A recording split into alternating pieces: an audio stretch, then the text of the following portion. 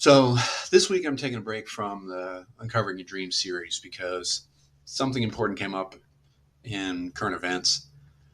And I want to get this out of the way right now. I've got a lot of thoughts about this. I want to share them with you here.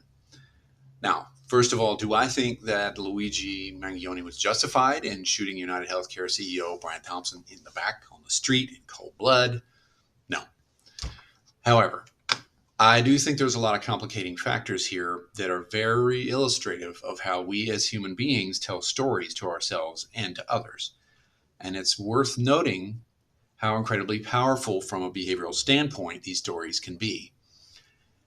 And the reason for this is because the human brain's primary function is to construct meaning. Now, what I can add to this conversation is my knowledge base as not only a psychiatrist and a mental health provider with 20 years of experience, but also from the standpoint of storytelling, myth, and all of that kind of stuff that we talk about here on the Imaginarium.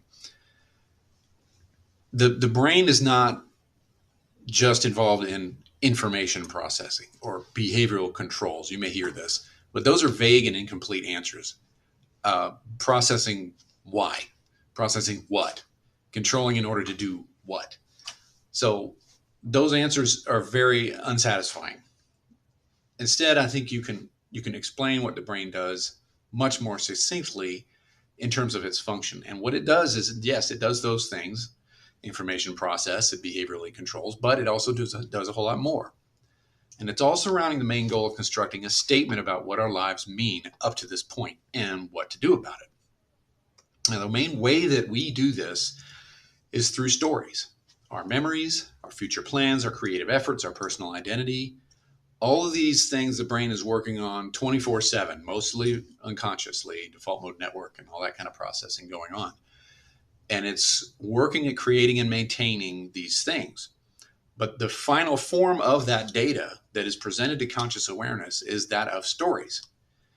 Preferably ones which contain embodied emotional metaphors or personifications, because those are the best and most compact and efficient way to store and express vast swaths of data.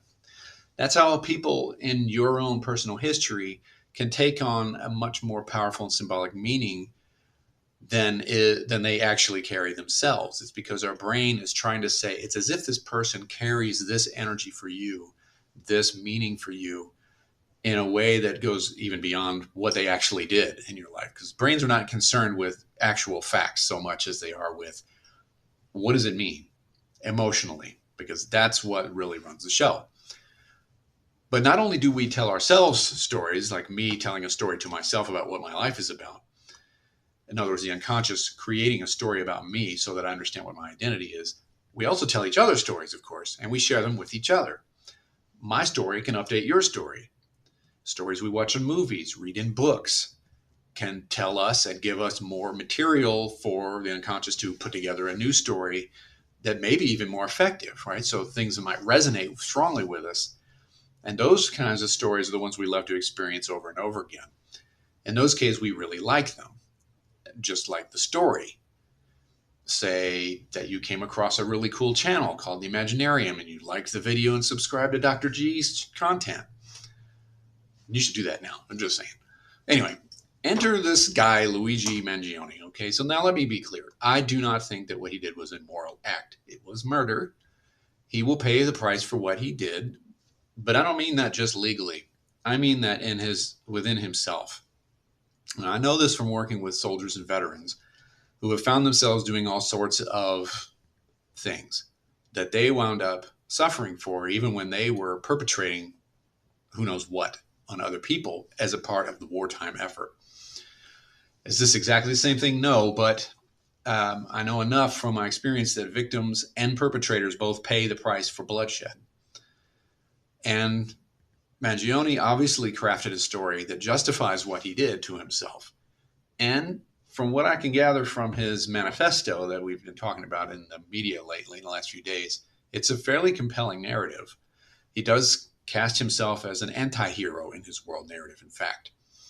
Now, what is an anti-hero? An anti-hero is a character in a story who you know is the villain, but that you kind of low-key understand where he's coming from and can totally understand why they chose the things they did, even though they're wrong. And this is a really interesting sort of thing that we're interested in as a species. Those kinds of stories are appealing is in itself kind of unusual and should should really make us wonder what's going on in the darker corners of the psyche. Some examples, like very famous examples, would be The Godfather, the Game of Thrones series. There's a whole host of characters like that in the Game of Thrones. The most recent Penguin show on Max about the Penguin, the villain from the Batman story, it just follows him, and he's definitely an anti-hero. He's an awful human being. But you understand a lot of why he does what he does. Not that I would choose it, but it is interesting that we're compelled, nevertheless, by these stories very frequently.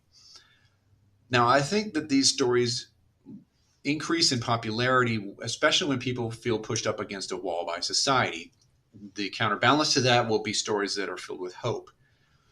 And you see these stories kind of wax and wane in reflection to what's going on in the popular media and in the news. And so, I mean, what I'm saying really is that not only do the stories reflect culture, but they also help partially guide and create culture. Our culture is composed of stories in and of itself. So we can't get away from this. And I think the anti-hero taps into the universal and ancient question of the problem of evil.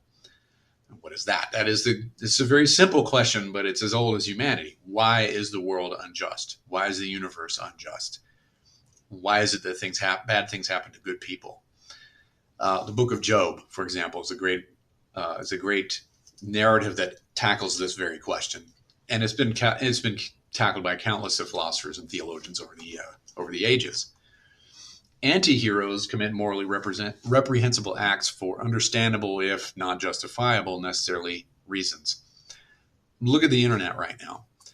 Luigi Mangione is hailed by some as a hero, and he has made himself an embodied emotional symbol of class oppression, intentionally or not. That is a powerful narrative. In his mind and in the minds of people that are hailing him as a hero, he is kind of a Luke Skywalker kind of character, or Katniss Everdeen, Harry Potter, Aragorn. These are characters that are fighting against the tyrannical overlords, the greedy, evil corporations, or forces of darkness, or however you are envisioning that. He's also an anti-hero of the Punisher or Ragnar Lothbrok variety, who does what is necessary to win for understandable emotional reasons, even when he crosses the line and goes into morally questionable or even pure evil acts themselves. It's an interesting statement on our basic human understanding that evil begets more evil. And those who commit that, and no matter how understandable it may be, they're damaging themselves as well as the others they damage. I think it's a timeless truth that these stories are uncovering, that the unconscious, or you might say the collective unconscious or ancestral memory or what have you, the genome, has learned already, but consciousness, because it has to be so super flexible, also has to learn everything from scratch. And sometimes we have to get this message elsewhere from our stories. What Mangione has done has become, willingly or not, a major catalyst for what, in my opinion, will no doubt be a huge number of conversations about our healthcare system. This will tempt many, including himself, to cast him as some kind of noble sacrifice. He will be a Christ figure, an Anakin Skywalker figure, if you will, sacrificing his freedom and spending the rest of his life behind bars in order to make a point that the healthcare system in this country has a lot of problems, and at the topmost levels has quite a bit of corruption. Now, the problem, of course, with casting him in this light is that he tried to get away with it. He didn't turn himself in, which is what a true sacrificial lamb or crucifixion character would do. Nevertheless, I guarantee you that will get glossed over and people will still cast him in that light anyway, because that's just what happens. Now, what's complicating this, of course, is that a part of what he says is actually right. Our system does have a lot of corruption in it. In the U.S., the healthcare system is very far from perfect. It does seem to be, in some cases, rigged to shovel tons of money into a small number of middlemen and women. And while we have the most expensive system in the world, our outcomes are terrible for the amount of money we spend. So we're not getting what we pay for with the amount of money that we spend on healthcare.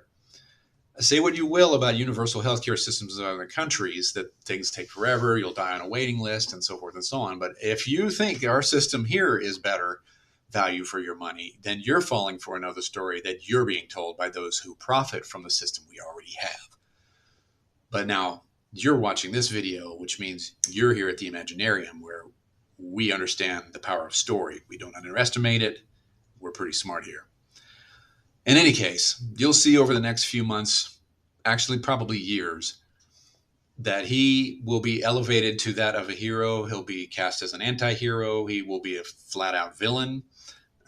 I've already seen it in the news, them putting this spin on him and his story. We barely know anything about him at this point.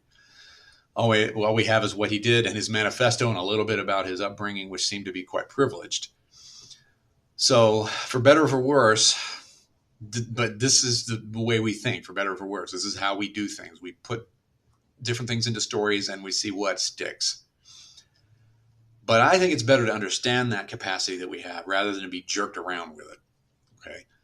And I don't want to be unduly influenced. I can only limit the amount that I can control this to a degree, because I'm subject to the same sort of thinking. But the more intuition and understanding that we can develop about this, the more we can make up our own minds about things. So that's what I've got for you on this subject.